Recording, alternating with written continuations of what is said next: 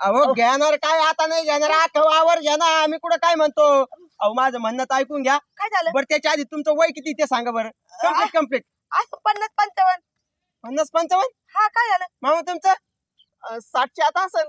60च्या आता असेल काय कामासाठी नाही म्हातार पण घेतला होता का काय मग? अहो काय मला वाटलं चांगले 70-80 वयाचे असतात. आपण झालं काय म्हातारे माणसं गुडघे दुखतेन कमर दुखतेन हातपाय दुखतेन. झालं काय एवढं काय झालं काय भारी स्कीम आली राव चांगले 3-3 हजार रुपये भेटले असते मला. काय गरजेचे लागत अहो जवळजवळ 65 वयाच्या पुढे लागत त्याला. अहो मग ही 66 वर्षाची आहे ना.